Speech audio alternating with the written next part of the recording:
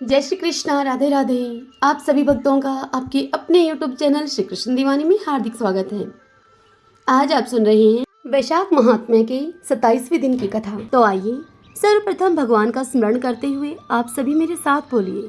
शांताकारं भुजगशयनं पद्मनाभं सुरेशं विश्वधारं गगनसदृशं मेघवर्णं शुभांगं लक्ष्मीकान्तं कमलनयनं योगिभिर्दयानगमयं वंदे विष्णुं भवभयहरं सर्वलोकैकनाथं।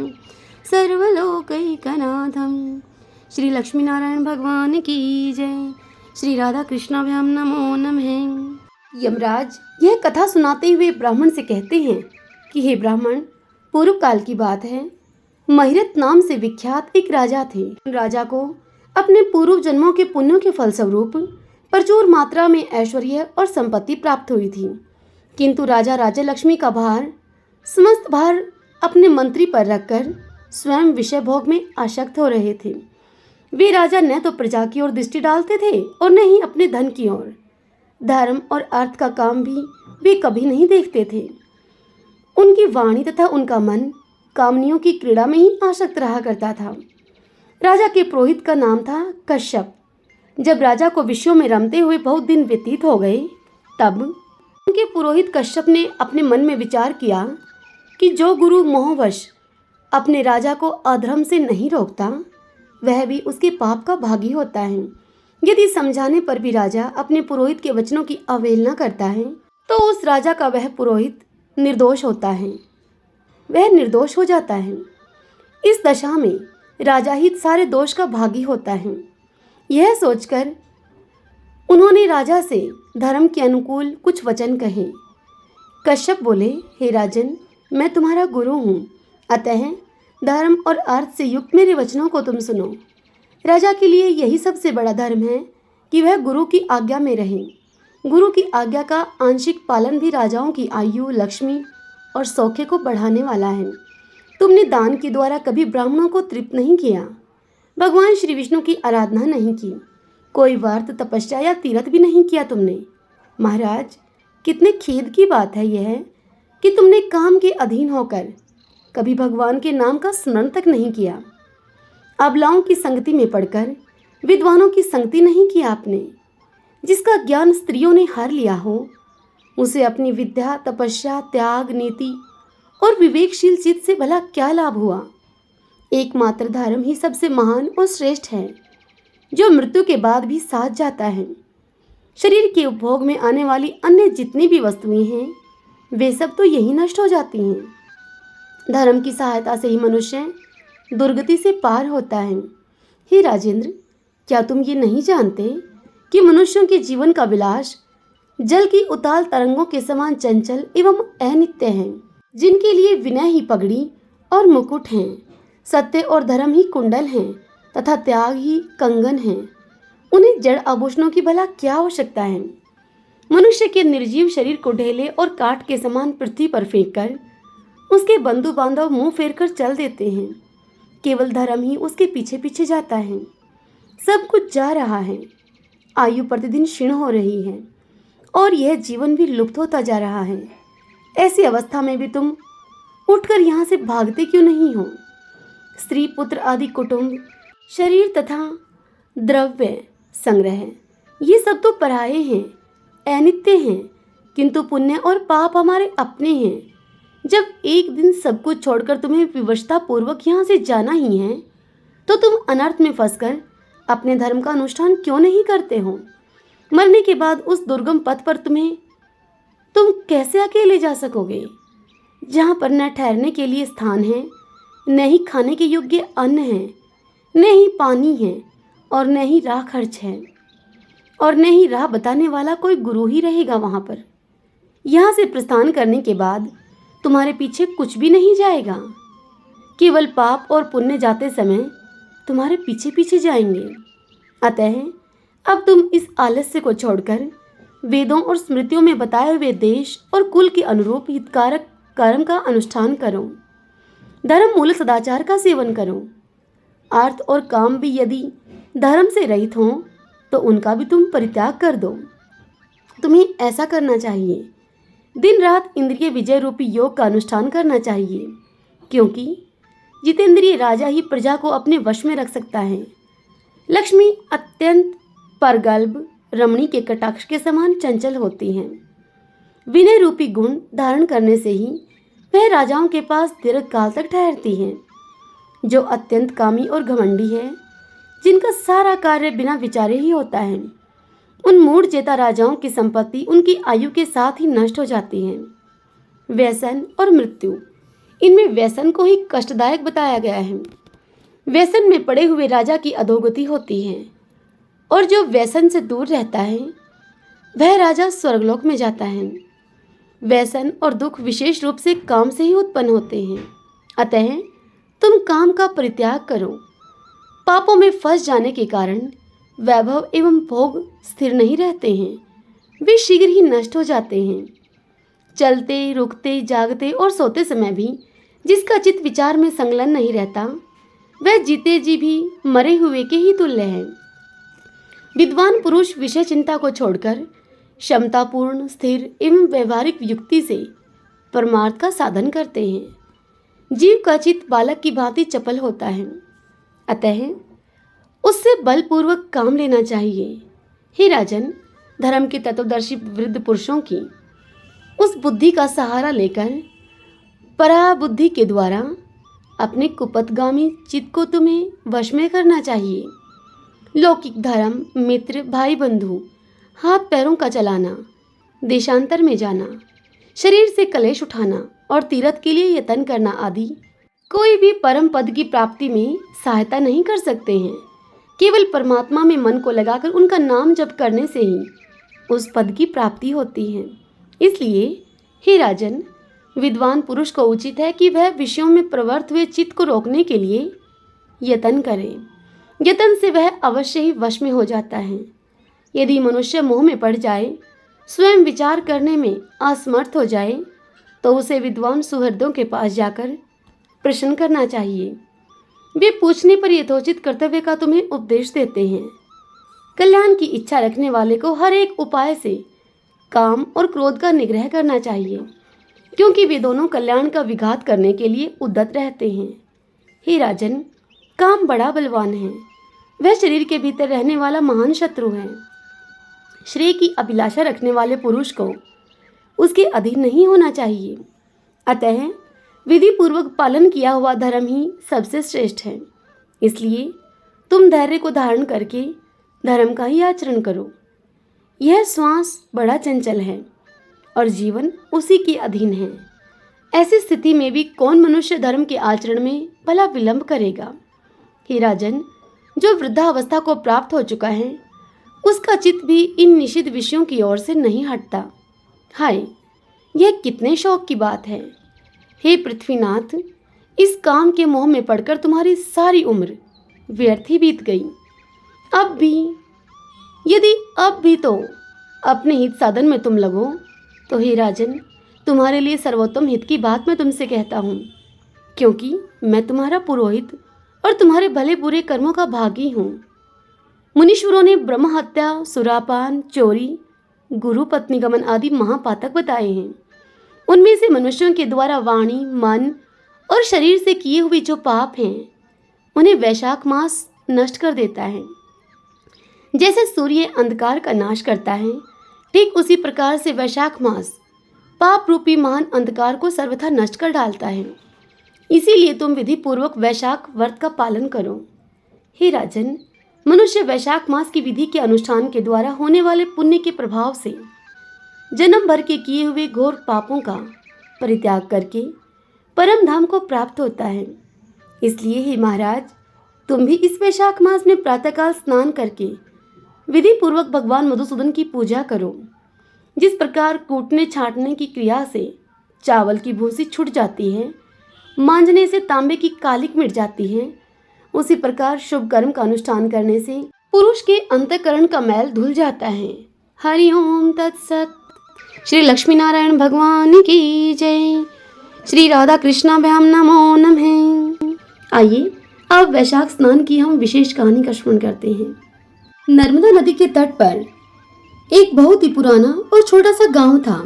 उस गांव में एक वृद्ध वैश्य रहा करता था। उस वैश्य के परिवार में उसकी पत्नी और उसके 2 बेटे और 2 बहुएं थीं। उस वृद्ध वैश्य का प्रतिदिन का एक नियम था। वह हर रोज नर्मदा नदी के घाट पर जाकर स्नान करता था। तत्पश्चात एक लोटे जल से सूर्य नारायण को अर्घ देता और फिर बड़, पीपल और आकड़े के पेड़ को सींचता। एक समय की बात है, कुछ दिन के बाद वैशाख मास लगने वाला था। उस वैश्य की तबीयत पिछले कुछ दिनों से खराब चल रही थी, किंतु वह फिर भी जैसे तैसे अपना नियम पूरा ही कर रहा था। उस वैश्य के मन में विचार आया और वह अपनी पत्नी से कहने लगा कि भाग्यवान, वैशाख मास लगने वाला है और पिछले कुछ दिनों से मेरी तबीयत भी ठीक नहीं है। मुझे ऐसा लगता है कि इस बार मैं वैशाख का स्नान नहीं कर पाऊंगा। मेरा यह नियम छूट जाएगा। अब 1-2 दिन ही बचे हैं वैशाख मास लगने में। अपने पति की ऐसी बात को सुनकर वैश्य की पत्नी उससे कहने लगी, आप यह सोचकर इतना परेशान और इतना दुखी क्यों होते हैं? भगवान की दया से हमारे 2 बेटे हैं। आप उनमें से किसी को भी बोल देंगे तो वह आपको नर्मदा नदी के तट से पानी का एक घड़ा लाकर दे देंगे। यह सुनकर वैश्य कहने लगा कि भाग्यवान, इस बार मेरा ऐसा मन करता है कि हम दोनों जोड़े से वैशाख का स्नान करें। यह सुनकर वैश्य की पत्नी उसे बोली कि मैं भी इस बार यही सोच रही थी कि इस बार हम जोड़े से वैशाख स्नान करें। तत्पश्चात वैश्य पति पत्नी ने अपने 2 बेटों और बहुओं को आवाज लगाई, उन्हें अपने पास बुलाया। बेटे बहुओं के पास आने पर उन्होंने अपने मन की इच्छा उनको बताई। सारी बात को सुनकर साहूकार का बड़ा बेटा उनसे कहने लगा कि पिताजी, आप तो जानते हैं कि मैं दूसरे शहर में नौकरी करने के लिए जाता हूँ। हर रोज के आवागमन करने के लिए सुबह जल्दी निकलना पड़ता है। रोज सुबह 5 बजे घर से निकल जाता हूँ। इसलिए पिताजी, मैं आपका यह काम नहीं कर पाऊंगा। तत्पश्चात बड़ी बहू कहने लगी कि माताजी, ये सुबह काम पर जल्दी जाते हैं। मुझे इनके लिए सुबह जल्दी उठकर भोजन बनाना होता है। अगर 2-4 दिन की बात होती तो मैं यह निभा भी देती, लेकिन पूरे वैशाख मास मुझसे यह नहीं निभ सकेगा। मैं आपके संपूर्ण वैशाख मास नर्मदा नदी से पानी का घड़ा लाकर नहीं दे सकती हूँ। यह बात सुनकर अब दोनों वैश्य दंपति विचार मगन हो गए। तब उन्हें उनका छोटा बेटा और बहू कहने लगे कि माताजी, पिताजी, आप चिंता न कीजिए, हम दोनों आप दोनों के लिए नर्मदा नदी से पानी के 2 घड़े लाकर दे देंगे। आप दोनों अवश्य ही वैशाख स्नान कीजिए। ऐसा बोलकर वैश्य के 2 बेटे और 2 बहुएं अपने अपने कमरों में चले गए। तत्पश्चात वैश्य दंपति का छोटा बेटा अपनी पत्नी से जाकर कहने लगा कि सुशीला, मेरे मन में एक विचार आ रहा है। तब उसकी पत्नी बोली कि बताइए। तब वह अपनी पत्नी से बोला कि हम वैशाख मास में प्रतिदिन माँ और पिताजी के स्नान करने के लिए नर्मदा नदी से जल लेकर तो आएंगे ही, क्यों ना हम भी वैशाख का स्नान कर लें। तब उसकी पत्नी बोली कि यह बात आपने 16% सही बताई है। अब हम भी जोड़े से वैशाख का स्नान करेंगे। तब उन दोनों ने बाहर जाकर अपने माताजी और पिताजी से जाकर अपने मन की यह बात कही। वे बोले, माताजी, पिताजी, हम भी आपके साथ जोड़े से वैशाख का स्नान करेंगे। अब क्या था, वैश्य के बेटा और बहू सुबह 4 बजे उठकर नर्मदा के घाट पर पहुंच गए। वैश्य के बेटे ने मर्दाना घाट पर स्नान किया और बहू ने जनाना घाट पर स्नान किया। तत्पश्चात उन दोनों ने नर्मदा से पानी का एक घड़ा भरकर और घर लाकर अपने माताजी और पिताजी को दे दिया। फिर वैश्य दंपति ने उन घड़ों से 2-2 लोटे जल निकालकर रख लिया और शेष जल से उन्होंने स्नान कर लिया। स्नान के बाद लोटों में रखे हुए जल से सूर्य भगवान को जल दिया, फिर पीपल को जल दिया, बड़ के वृक्ष को जल दिया, शेष जल से आंकड़े को सींच दिया, पूर्ण भाव से पूजन किया और फिर 5 परिक्रमा लगाई। पहले के जमाने के लोग अपने घरों के आंगन में, घरों के बाहर नीम, बड़, पीपल, आंकड़े आदि के पेड़ों को लगाए रखते हैं। कहीं कहीं गांव में हमें यह सब आज भी देखने को मिल जाता है। वैश्य दंपति के स्नान, पूजा और परिक्रमा करने के बाद उनके छोटे बेटे की बहू सुशीला उन दोनों के कपड़ों को धोती और धोकर उन कपड़ों को आंगन में सुखा देती और फिर उन्हें चाय बनाकर उनको चाय पकड़ाती, फिर उनके लिए भोजन पकाती। इस प्रकार पूरा वैशाख मास अब बीत गया। अब वैशाख पूर्णिमा का दिन आया। तब वह वैश्य दंपति अपने छोटे बेटे और बहू से कहने लगे कि तुम दोनों ने भी हमारे साथ वैशाख का स्नान किया है। वैशाख स्नान के संपूर्ण फल को पाने के लिए हमें 2 जोड़े ब्राह्मण ब्राह्मणी के हों, उनको खाना खिलाना चाहिए।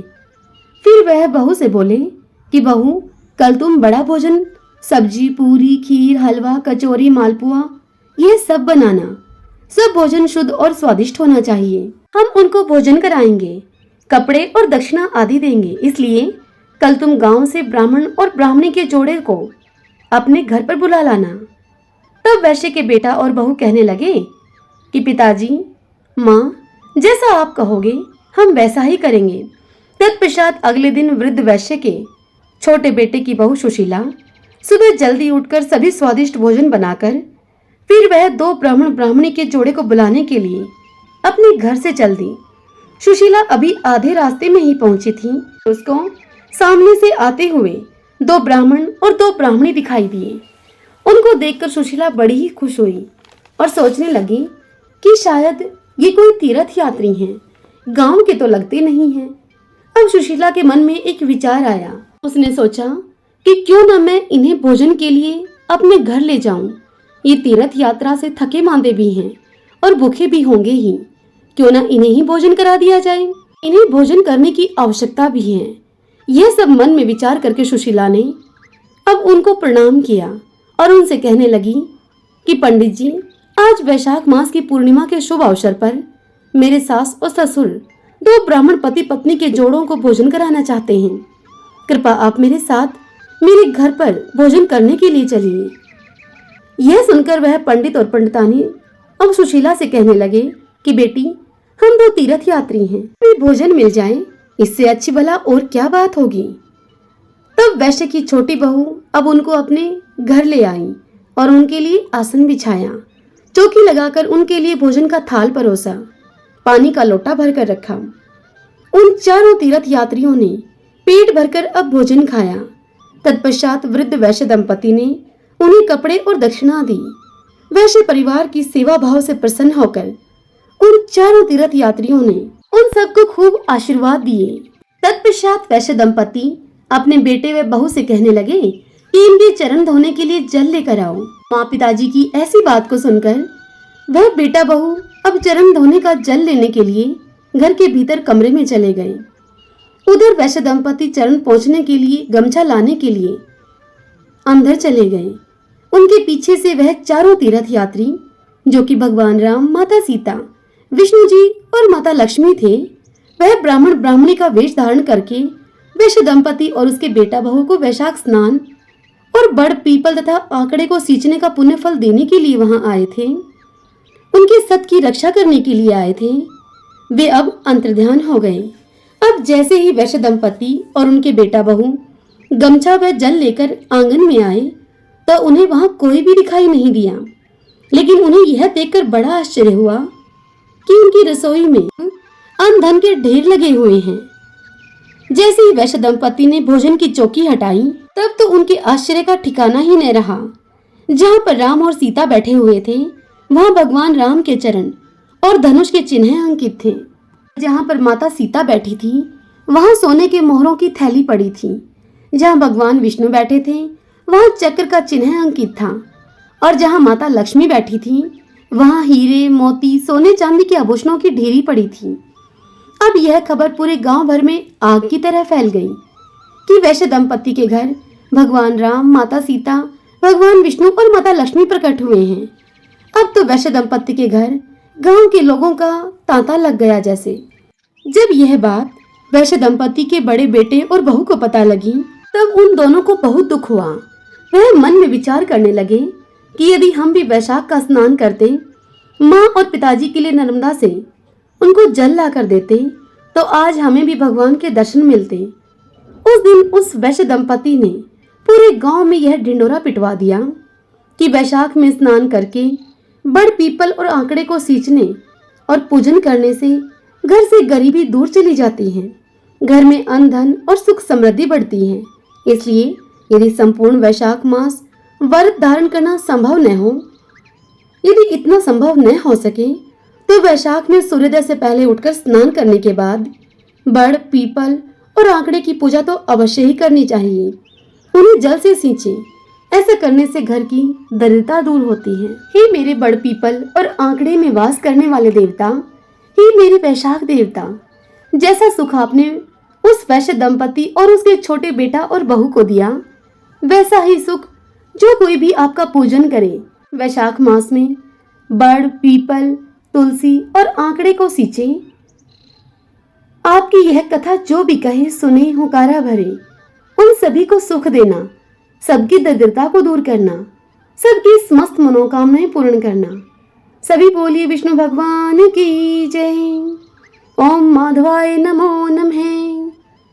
आशा करती हूँ आज की यह कथा और महात्म्य आपको अवश्य ही पसंद आया होगा। यदि ऐसा हो तो इस वीडियो को आप लाइक करें, अपने अपनों के साथ शेयर करें और कमेंट बॉक्स में ओम नमो भगवते वासुदेवाय लिखें। आइए अब हम प्रभु संकीर्तन करते हुए इस कथा को विराम देते हैं। श्री कृष्ण गोविंद हरि मुरारी, हे नाथ नारायण वासुदेव। श्री कृष्ण गोविंद हरि मुरारी, हे नाथ नारायण वासुदेव। ओम नमो भगवते वासुदेवाय। जय श्री कृष्ण। राधे राधे।